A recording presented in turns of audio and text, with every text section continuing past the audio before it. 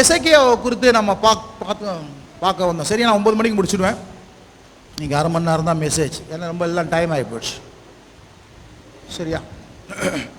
போன வாரத்தில் எசேக்கியாவை குறித்து பார்க்க ஆரம்பித்தோம். யூத ராஜாக்களிலே 3 ராஜாக்கள் பேர் போனவர்கள். அதில் எசேக்கியாவை குறித்து சொல்லும்போது, உனக்கு பின்னும் உனக்கு முன்னும் உன்னை போல கர்த்தர் மேல நம்பிக்கை வச்சவன் யாருமே இல்லை அப்படின்னு ஒருத்தனை சொன்னார். ஆமென். அதுக்கப்புறம் இன்னொருத்தனை சொன்னார், யோசுவாவா, அவன் பேர் யோசியாவா? ஆமென். அவனை குறித்து சொன்னார். அவன் நியாயப்பிரமாணத்துக்கு அடுத்த காரியத்தில் இஸ்ரவேல் தேவனை அவனை போல முன்னும் பின்னும் நம்புறது யாருமே இல்லை அப்படின்னார். சாலமோனை பார்த்து சொன்னார், உன்னை போல ஐஸ்வர்யத்தில் கணத்தில் மகிமையில் இஸ்ரவேலுக்குள்ள ஒரு ராஜாவும் என்ன உனக்கு முன்னும் உனக்கு பின்னும் இருக்க போகிறதில்லை அப்படி சொன்னார். அப்போ இந்த 3 ராஜாவை நம்ம பார்க்க ஆரம்பிச்சிருக்கிறோம்.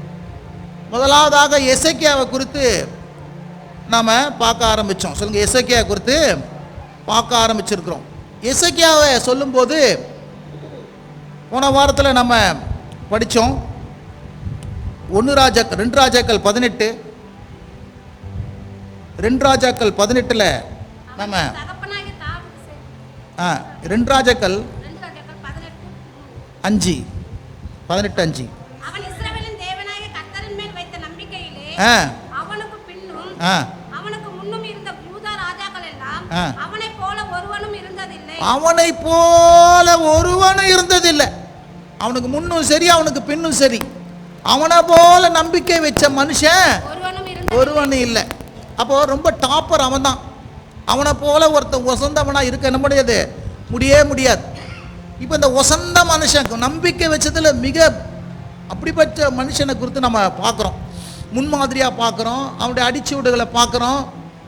வேத வசனங்கள் எல்லாம் திருஷ்டாந்தமாய் எழுதப்பட்டிருக்கிறது. இந்த எசேக்கியா ராஜாவின் காலத்தில் தான் ஏசையா தீர்க்கதரிசி என்ன பண்ணுறாரு இருக்கிறார். எசேக்கியா ராஜாவின் காலத்தில் தான் என்ன பண்ணுறாரு, ஏசையா தீர்க்கதரிசி இருக்கிறார். ஆகவே இந்த எசேக்கியா ராஜாவை குறித்து ஏசையா தீர்க்கதரிசன புஸ்தகத்திலும் சொல்லுகிறது, 1 ராஜாக்களிலும் சொல்லுகிறது, 2 நாளாகமும் 32லும் என்ன பண்ணுகிறது, சொல்லுகிறது.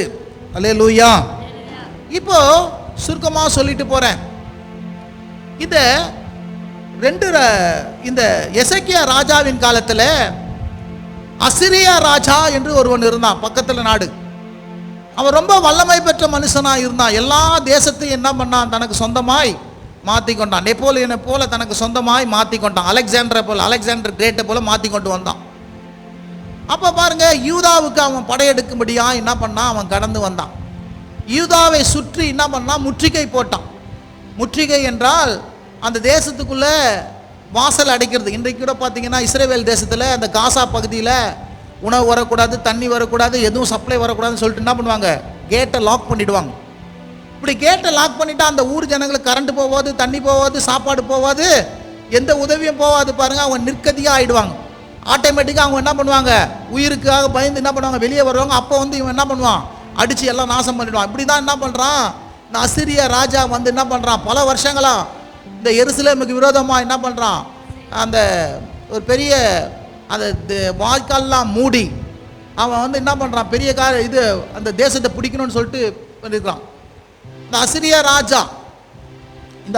ராஜா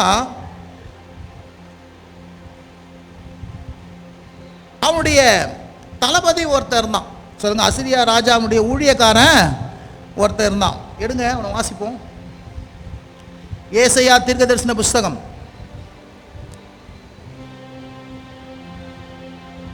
36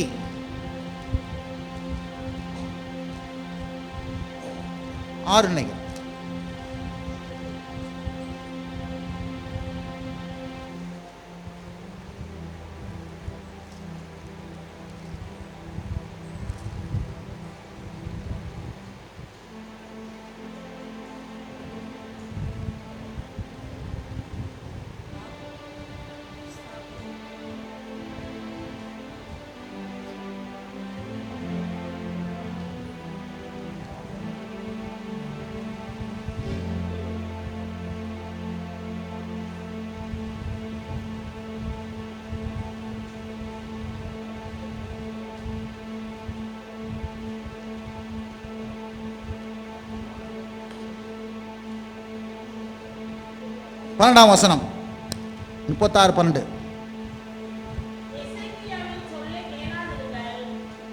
12.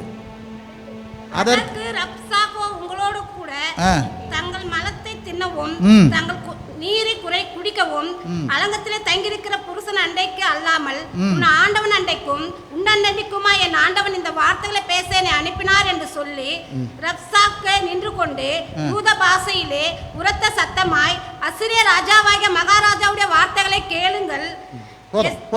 இப்போ பாருங்க, ரொம்ப கேவலமா என்ன பண்றான், இஸ்ரவேல் மக்களை இந்த ரப்சாக்கே சொல்றான். இந்த அசிரிய ராஜா சனகரிப் தான், அவன் பேர் தான் அசிரிய ராஜா. அவனுடைய ஊழியக்காரன் ஆகி என்ன பண்ணுறான், ஒரு மடல் எழுதி அனுப்புகிறான்.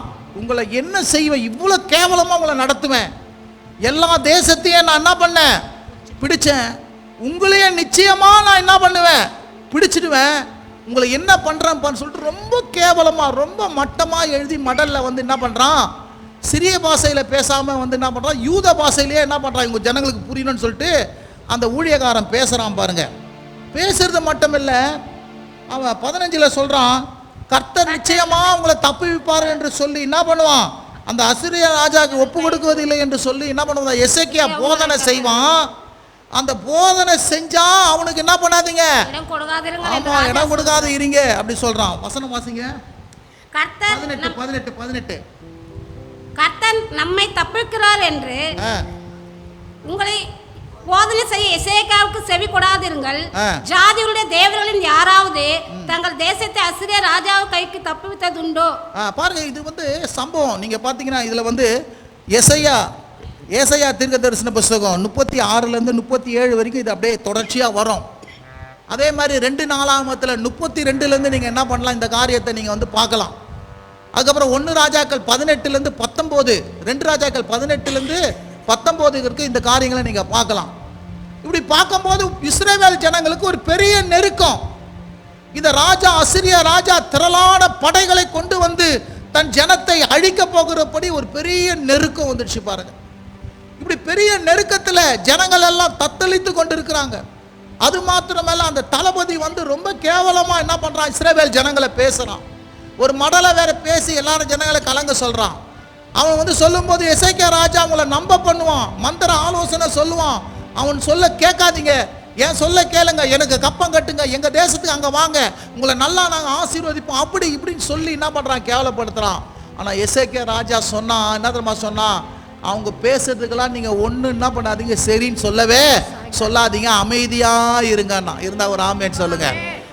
அந்த ராஜாவின் பேச்சை கேட்கல, ஆனா இந்த எசேக்கியா ராஜாவின் பேச்சை இந்த ஜனங்கள் எல்லாம் என்ன பண்ணாங்க, கேட்டு. வசனம் வாசிங்க, 21 நினைக்கிறேன், அந்த வசனத்தை வாசிங்க. அவர்களோ அவனுக்கு ஒரு வார்த்தையும் பிரதியுத்தரமாக சொல்லாமல், அவனும் அவர்களுக்கு ஒரு வார்த்தையும் பிரதியுத்தரமாய் சொல்லாமல் மௌனமா இருந்தார்கள். சில நேரத்தில் பாருங்க, இக்கட்டுகள், பிரச்சனைகள், போராட்டங்கள், துன்பங்கள் வரும்போது உங்களை அப்படி பண்ணிடுவேன், இப்படி பண்ணுவேன், இது பண்ணுவேன் என்று ஜனங்கள் கொக்கரிக்கும் போது நீங்க என்னையா செய்யணும் அப்படின்னா மௌனமா இருங்கள். அல்லேலூயா. இருந்தா ஒரு ஆமென் சொல்லுங்க. சில நேரத்தில் மக்கள் உங்களை இதை பண்ணிடுவேன், அதை பண்ணிடுவேன், வீழ்த்திடுவேன், இதை பண்ணிடுவேன், உங்களை நாசமாக்கிடுவேன், உங்களை ஒண்ணுமில்லாத ஆக்கிடுவேன், நான் என்ன பண்ணுவேன் பாரு அப்படின்னு சொல்லும் போது மௌனமா இருங்க. இருந்தா ஒரு ஆமென் சொல்லுங்க. மௌனமா இருக்கணும் சில நேரத்தில். ஏன்னா அப்பதான் கர்த்தர் உங்களுக்கு என்ன பண்ணுவாரு, யுத்தம் பண்ணுவாரு. இருந்தா ஒரு ஆமென் சொல்லுங்க. ரெண்டாவது, எசேக்கியா கர்த்தரை நம்புகிறவன். அதனால அவனை போல ஒரு நம்பிக்கை வச்ச மனுஷன் யாருமே இல்லை.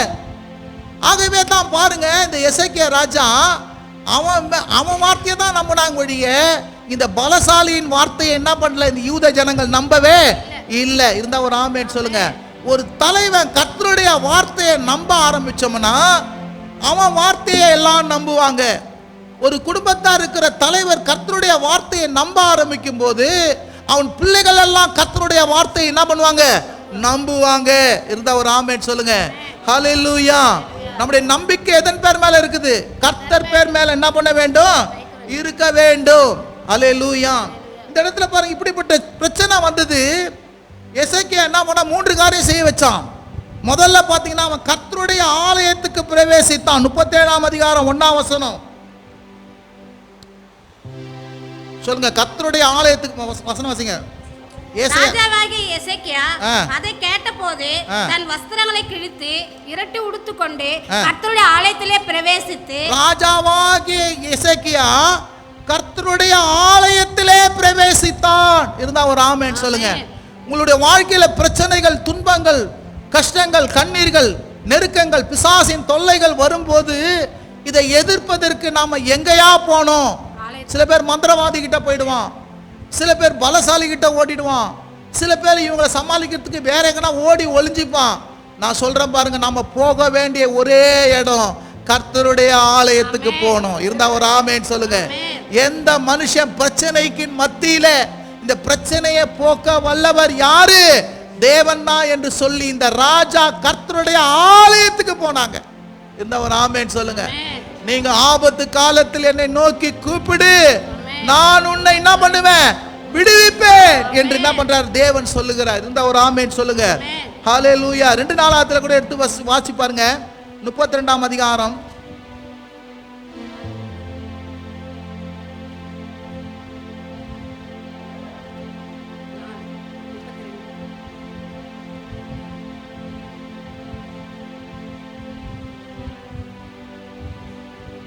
அதிகாரம்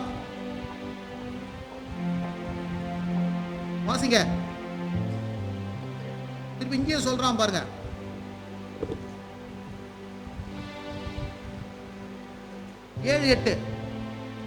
நீங்கள் திடன் கொண்டு தைரியமாயிருங்கள். அசீரியா ராஜாவுக்கும் அவனோடு இருக்கிற ஏராளமான கூட்டத்திற்கும் பயப்படாமலும் கலங்காமலும் இருங்கள். அவனோடு இருக்கிறவர்களை பார்க்கிலும் நம்மோடு இருக்கிறவர்கள் அதிகம். அவனோடு இருக்கிறது மாம்சப்பழம். நமக்கு துணை நின்று நம்முடைய யுத்தங்களை நடத்த நம்மோடு இருக்கிறவர் நம்முடைய தேவனாகிய கர்த்தர் தானே என்று சொல்லி அவர்களை தேற்றினான்.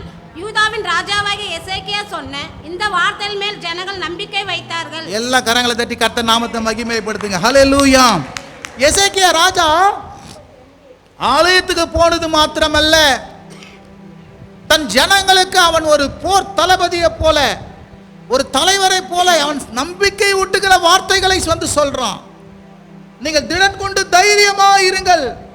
அசீரியா ராஜாவுக்கு இருக்கிறதை பார்க்கிறோம். ஏராளமான கூட்டத்தை பயப்படாமலும் கலங்கலாமலும் இருங்கள். அல்லேலூயா. யாரு ஒருத்தன் கர்த்தரை நம்புகிறானோ அவன் மாத்திரம்தான் மற்றவர்களை நம்பிக்கை ஊட்டும்படியா பேச முடியும். அவன்கிட்ட தான் நம்பிக்கையின் வார்த்தைகள் பிறக்கும். வேற யாருக்கிட்ட என்ன பண்ணாது? பிறக்காது. பாருங்க, இவன் கர்த்தரை நம்பி இருக்கிறபடினால ஜனங்களை என்ன பண்றான்? தைரியப்படுத்துறான். ராஜா அவனோடு ஏராளமான கூட்டத்துக்கு பயப்படாமலும் கலங்காமலும் இருங்க. அவனோடு இருக்கிறவரை பார்க்கல, நம்மோடு இருக்கிறவர் அதிகம். இருந்தா ஒரு ஆமென் சொல்லுங்க. அவனுக்கு ஏராளமான ஜனம் இருக்கலாம், நமக்கு தேவ தூதர்கள் இருக்கிறாங்க, தேவன் இருக்கிறாரு. ஏராளமான காரியங்கள் நமக்கு என்ன பண்ணுகிறது? இருக்கிற அவனோடு இருக்கிற மாம்ச புயம் துணை நின்று யுத்தங்களை நடத்த இருக்கிறார். நம்மோடு கூட இருக்கிறவர் நம்முடைய தேவனாகிய கர்த்தர் தானே என்று சொல்லி அவர்களை தேற்றினான். யூதா ராஜாவாகிய எசேக்கியா இந்த வார்த்தையின் மேல் ஜனங்கள் என்ன பண்ணார்கள்? நம்பிக்கை வைத்தார்கள். இருந்தா ஒரு ஆமென் சொல்லுங்க. ஹல்லேலூயா. விளங்குறவங்களா ஒரு ஆமென் சொல்லுங்க. இந்த காலை வேளையில சொல்றேன் பாருங்க. ஹல்லேலூயா. என்ன பிரச்சனை வரட்டும், என்ன போராட்டம் வரட்டும், என்ன நிந்த வரட்டும், என்ன தொல்லைகள் வரட்டும், என்ன கண்ணீர்கள் வரட்டும், நான் சொல்றேன், இந்த எல்லாவற்றுக்கும் மேலானவர், உங்களை அழைத்தவர் உண்மை உள்ளவர். அந்த எல்லா சக்திகளை காட்டிலும் இவர் பெரியவராய் இருக்கிறாரு. உலகத்தில் இருக்கிறது நமக்குள் இருக்கிறவர் பெரியவர். உங்களுக்காக யுத்தம் பண்ணுகிறவர், உங்களுக்காக வழக்காடுகிறவர், உங்களுக்காக யாவையும் செய்து முடிக்கிறவர், உங்களை வெற்றி சிறக்க பண்ணுகிறவர். அவங்களோடு கூட இருக்கிறது மாம்ச புயம், உங்களோடு கூட இருக்கிற கர்த்தர் இருக்கிறாரு. அவர் பலப்படுத்துகிற கிறிஸ்துவா இருக்கிறாரு. அவர் உங்கள் பட்சத்தில் இருக்கிறாரு. அவர் உங்களுக்கு துணையா இருக்கிறாரு. ஆகவே நீங்க கலங்காமலும் பயப்படாமலும் சோர்ந்து போகாமலும் தைரியமா இந்த காலை வேளையில இருங்க. இருந்த ஒரு ஆமென் சொல்லுங்க. இன்னைக்கு பெரிய கடன் பிரச்சனை, இன்னைக்கு வியாதி பிரச்சனை, பக்கத்து வீட்டுக்காரன் பிரச்சனை, சொந்தக்காரன் பிரச்சனை, இப்படி பல பிரச்சனைகள் ஜனங்களை வந்து மூடுது, தள்ளுது. அலையா வருது பிரச்சனை, அலையா இந்த பிரச்சனை வருது பாருங்க. இந்த பிரச்சனை நீங்க எப்படி மேற்கொள்ளுவீங்க? எசேக்கியா ராஜாவும் அவன் ஜனங்களும் தேவனுடைய சமூகத்துக்கு போய் தேவனிடத்துல என்ன பண்ணாங்க? கடந்து போனாங்க. தேவனிடத்துல கடந்து போனபடியினாலே அவனுக்கு மகா பெரிய ஒரு தயவு என்ன பண்ணுச்சு, உண்டாய்விட்டது. ஹல்லேலூயா. ரெண்டாவது அவன் சொல்றான், என்ன சொல்றான், எல்லாரும் ஜனங்களும் ஜெபம் பண்ணுங்க. தான் ஜெபம் பண்றது மாத்திரமல்ல, நீங்க எடுத்து நீங்க வாசிச்சு நீங்க பாருங்க, இந்த 3 அதிகாரத்துல அவனை பார்த்து என்ன சொல்ற, எல்லாரும் ஜெபம் பண்ணுங்க அப்படின்னு சொல்லிட்டு என்ன பண்றான், அவன் தான் ஜெபம் பண்ணது மாத்திரமல்ல மற்ற எல்லாரும் ஜெபம் பண்ணும்படியா என்ன பண்றான் சொல்லுகிறான். ஹல்லேலூயா. வசனம் வாசிங்க, ஏசாயா தீர்க்கதரிசன புத்தகம் 37:4 யாரும் வாசிங்க.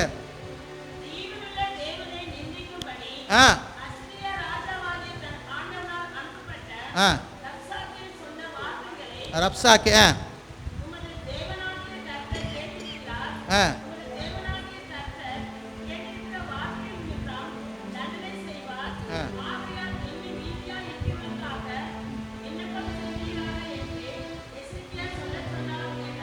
ஹல்லேலூயா. எல்லாரும் என்ன பண்றான், அவன் ஜெபம் பண்ணும்படியாய் சொல்றான். ஹல்லேலூயா.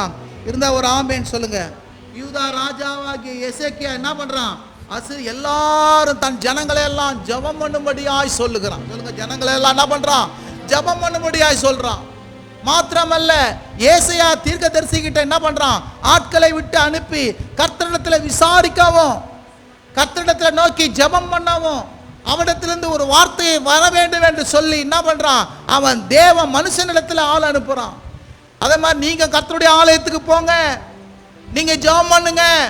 அது மாத்திரம் ஊழியக்காரனை கூப்பிடுங்க, ஊழியக்காரத்தை ஆள் அனுப்புங்க, எங்களுக்காக ஜெபம் பண்ணுங்க, கர்த்தருடைய வார்த்தையை சொல்லுங்க, உங்களை நடத்துகிற ஊழியக்காரர்களிடத்துல கடந்து வாங்க. இருந்தா ஒரு ஆமென் சொல்லுங்க.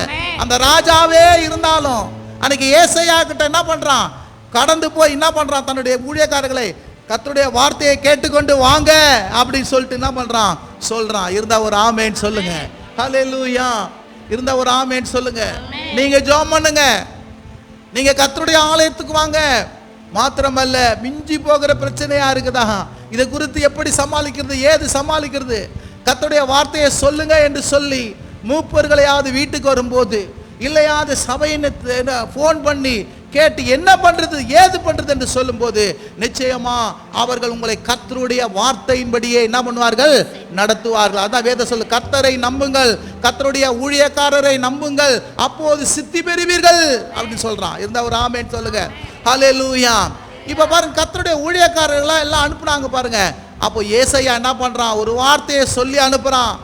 என்ன வார்த்தை சொல்லி அனுப்புறான், அசிரியா ராஜா இந்த தேசத்தில் அம்பு எய்வதில்லை, இதை என்ன பண்ணப்படுது, இதுக்குள்ள வர போறது இல்லை, இதை அவன் பிடிக்க போறது இல்லை, அவன் வந்த வழியே திரும்பி போவான். இருந்தா ஒரு எல்லா கரங்களை தெரிவி கர்த்தர் நாமத்தை மகிமைப்படுத்துங்க.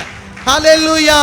நிச்சயமா சொல்ற, உங்களுக்கு விரோதமா வருகிற அந்த அசிரியாவா இருக்கட்டும், அந்த ராப்சாக்கே இருக்கட்டும், அவன் இருக்கட்டும், இருந்தா ஒரு ஆமென். என்ன பெரிய பிரச்சனை வந்தாலும் சரி, அவன் வந்த வழியே திரும்பி போவான்.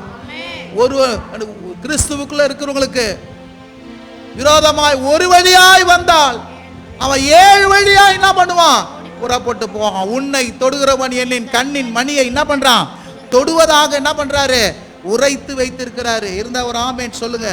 ஹல்லேலூயா. ஏசாயா தீர்க்கதரிசி, அது எடுங்க ஒரு நிமிஷம். 2 ராஜாக்கள்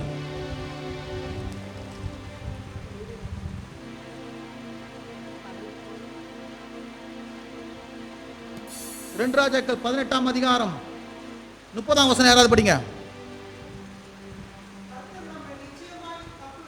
கர்த்தர் நம்மை நிச்சயமாய் தப்புவிப்பார்,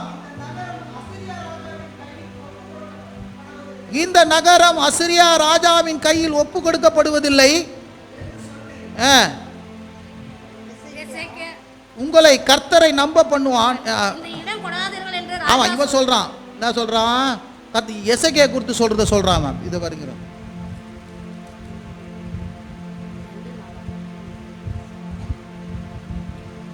பத்தொன்பதாம் அதிகாரம்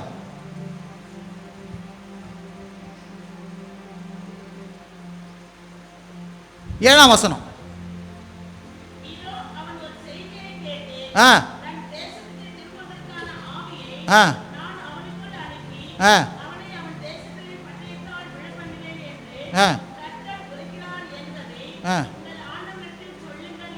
பாருங்க, ஏசாயா கிட்ட தீர்க்கதரிசி கிட்ட இவன் ஆட்களை அனுப்புறான்.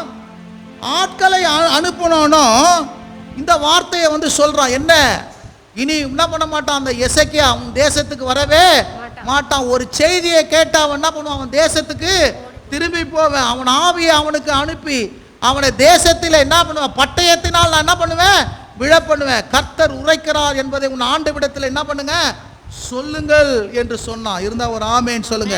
ஹல்லேலூயா, ஹல்லேலூயா. இருந்தா ஒரு ஆமேன் சொல்லுங்க. தீர்க்கதரிசி சொல்றான், நிச்சயமா கர்த்தர் உங்க தேசத்தின் மேல அவன் அம்பு எய்வதில்லை. 3 இது கலந்து நீங்க படிச்சு பாருங்க. அம்பு எய்வதில்லை, உங்க தேசத்துக்குள்ள வருவதில்லை. அது இனி கொத்தளம் போட முடியாது. அவன் வந்த வழியை என்ன பண்ணுவார், திரும்பி போவான். கர்த்தர் என்ன பண்ணுவாரு, ஒரு ஆவியை எழும்ப பண்ணுவாரு, அவனை உள்ள வராதபடி தடுத்து நிறுத்துவாரு. இருந்தா ஒரு ஆமென் சொல்லுங்க. ஹல்லேலூயா. ஆவியானவர் நிச்சயமாய் கொடியேற்றுவார். ஹல்லேலூயா. சத்துரு என்ன பண்ணலாம், வெள்ளம் போல வரலாம். ஆவியானவர் உனக்கு விரோதமா என்ன பண்ணுவாருங்க, கொடியேற்றுவார். இருந்தா ஒரு ஆமென் சொல்லுங்க. நிச்சயம் ஏற்றுவாரு. அவர் உங்களோடு கூட இருக்கிறாரு.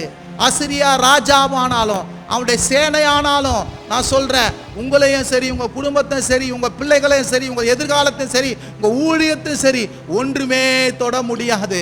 அவன் திரும்பி போவான். இருந்தா ஒரு ஆமென் சொல்லுங்க. உனக்கு விரோதமாய் ஒரு வழியாய் வந்தால் 7 வழியாய் என்ன பண்ணுவான், அவன் திரும்பி போவான். இருந்தா ஒரு ஆமென் சொல்லுங்க. ஹல்லேலூயா, ஹல்லேலூயா.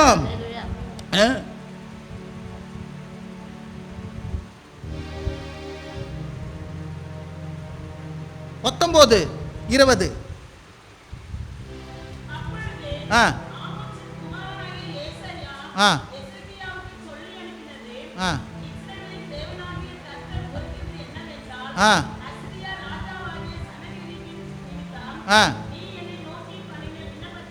நீ என்னை நோக்கி பண்ணின விண்ணப்பத்தை கேட்டேன்.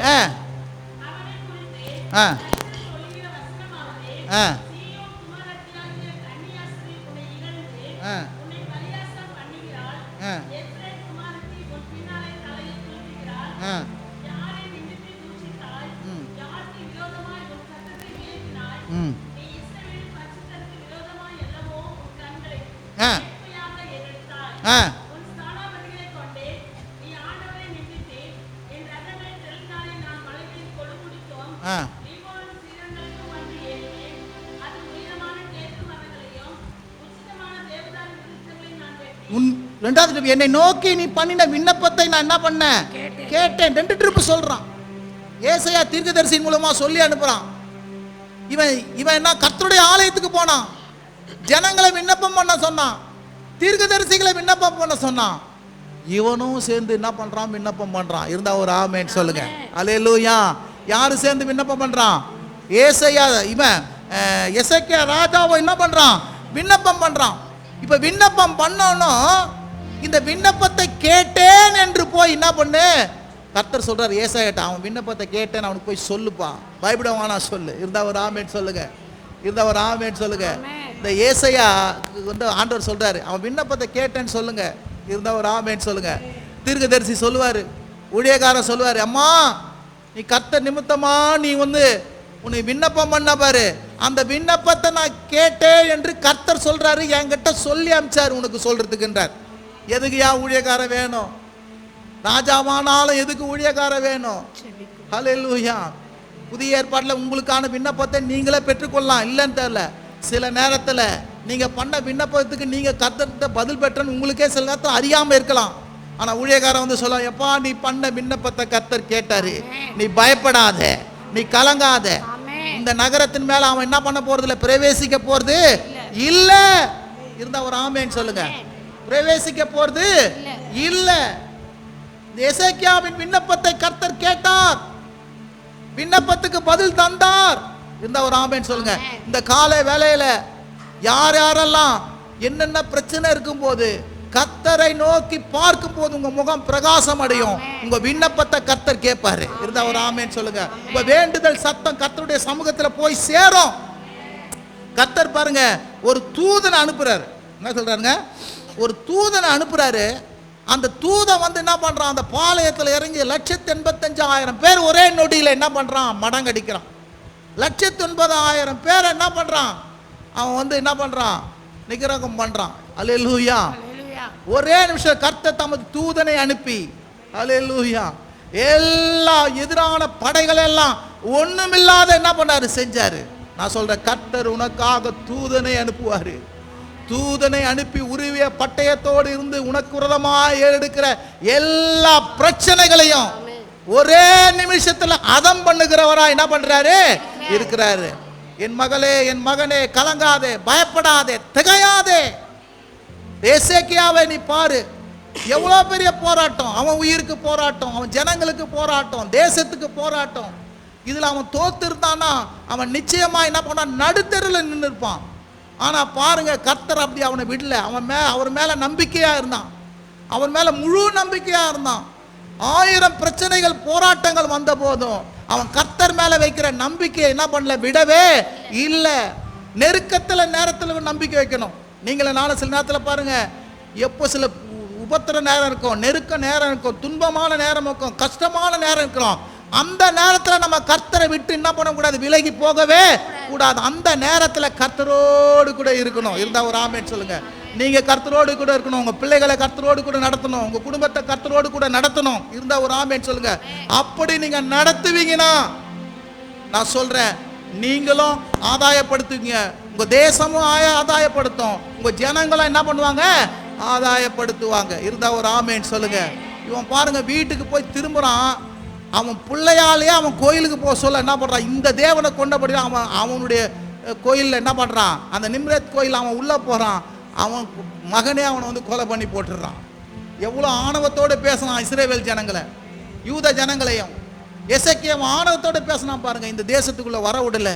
அவன் கோயிலுக்கு போகிறான், அவனே என்ன பண்ணுறான், மடங்கடிக்கிறான். அவன் ஸ்தானத்தில் வேற ஒருத்தன் என்ன பண்ணுறான், கடந்து வரான். இருந்தால் ஒரு ஆமென் சொல்லுங்க. கர்த்தர் நல்லவருங்க இந்த வேலையில். ஹல்லேலூயா. எத்தனை பேர் விசுவாசிக்கணும், கர்த்தர் நல்லவர், அவர் கிருபை என்றும் உள்ளது. இந்த காலை வேளையில ஒரு தீர்மானத்தை எடுங்க. இந்த எசேக்கியா ராஜா பார்க்கும்போது அது எசேக்கியா செய்தான் கிடையாதுங்க. இன்னைக்கு நேற்றும் இன்றும் என்றும் மாறாத நம்முடைய கர்த்தர் நம்முடைய வாழ்க்கையில இப்படிப்பட்ட அசிரியாக்கள் எழும்பி வரலாம், இப்படிப்பட்ட பொல்லாத ஜனங்கள் எழும்பி வரலாம். நம்மையே அழித்து போடும்படியாக, நம்மை கர்த்தரை விட்டு பிரிக்கும்படியாக பல காரியங்களோடு வரலாம். நான் சொல்றேன், இப்படிப்பட்ட நேரத்தில் உறுதியா இருங்க, பயப்படாம இருங்க, கலங்காம இருங்க, தைரியமா இருங்க. இஸ்ரவேலின் தேவனாகிய கர்த்தர் ஒருவர் இருக்கிறாரு, அவர் சேனைகளின் கர்த்தர், அவர் நாமம். இஸ்ரவேலின் தேவனிடத்துல நீங்க போங்க, அவரை துதி செய்யுங்க, அவரை ஆராதிங்க, அவரை நோக்கி ஜெபிங்க, ஊழியக்காரருடைய ஆலோசனையை கேளுங்க, நீங்களும் விண்ணப்பம் பண்ணுங்க. நிச்சயம் சொல்றேன், எப்பெல்லாம் தேவனுடைய ஆலயத்துக்கும் இந்த வேத புத்தகத்துக்கும் ஹல்லேலூயா தேவனுடைய மனுஷனை தேடி வரீங்களோ அப்பெல்லாம் உங்களுக்கு சொல்ற ஒரு ஆன்சர் கிடைக்குங்க, ஒரு பதில் ஒன்று கிடைக்கும். ஹல்லேலூயா. இந்த வேத புத்தகத்தை படிங்க. இது உயிருள்ள புஸ்தகம், இது உங்களோடு கூட பேசுகிற புஸ்தகம். இந்த புஸ்தகத்தில் சொல்லப்பட்டிருக்கிற வார்த்தை அனைத்து சத்தியமா இருக்குது. இது நம்முடைய வாழ்க்கையினுடைய எல்லா பிரச்சனைக்கும் பதில் கொடுக்கிற ஒரு புஸ்தகமா இருக்கிறது. ஆன்சர் புத்தகத்தை வச்சுக்கிட்டு வெளியே ஆன்சரை தேடாதீங்க. எத்தனை பேருக்கு விளங்குற நான் சொல்றேன். காலை வேளையில பாருங்க, இந்த யூத ஜனங்களை பாருங்க, எவ்வளோ பெரிய நெருக்கம், அவ்வளோ பெரிய நெருக்கத்தில் அவன் கர்த்தரை நம்பினான். இருந்தா ஒரு ஆமென் சொல்லுங்க. கர்த்தரை நம்பினான். அவன் விண்ணப்பம் எல்லாம் தேவ சமூகத்தில் போய் எட்டியது. நான் சொல்றேன், உங்க விண்ணப்பமோ எப்போ கர்த்தரை நம்ப ஆரம்பிக்கிறீங்களோ, கர்த்தரை தேட ஆரம்பிக்கிறீங்களோ, ஆலயத்துக்கு வர ஆரம்பிக்கிறீங்களோ, தேவனுடைய மனுஷனை குறித்து விசாரிக்க ஆரம்பிக்கிறீங்களோ, நான் சொல்றேன் பாருங்க, உங்களுக்கு ஜெபத்துக்கான பதிலை என்ன பண்ணுவாரு, தருவாரு. இருந்தா ஒரு ஆமென் சொல்லுங்க. நீங்க வெக்கப்பட்டு போவதில்லை, நீங்க கைவிட பண்ணுவதில்லை. அவன் தான் வெக்கப்பட்டு போனான், ஆணவமா பேசினான், திமிரா பேசினான், பெருமையா பேசினான். கர்த்தர் என்ன பண்ணாரு, அவன் துரட்டை விட்டு அவனை என்ன பண்ணாரு, அவனையே அதை செய்யும்படியா என்ன பண்ணாரு, செஞ்சார். இந்த காலை வேளையில் இந்த வசனத்தை நல்லா நீங்க போய் தியானிங்க. 2:32 1 ராஜாக்கள் 18 ஏசாயா தீர்க்க தரிசனி புஸ்தகத்திலிருந்து 36 37 இந்த அதிகாரங்களை, இந்த ஒரு சம்பவத்தை மாத்திரம் அந்த 3 இடத்துல எழுதி இருக்குது. அதை திருப்பி திருப்பி வாசிச்சு பாருங்க, எசேக்கியா என்ன செஞ்சான்னு. இன்றைக்கு யார் எசேக்கியா? நீங்களும் நானும் தான் எசேக்கியா. இருந்தா ஒரு ஆமென் சொல்லுங்க.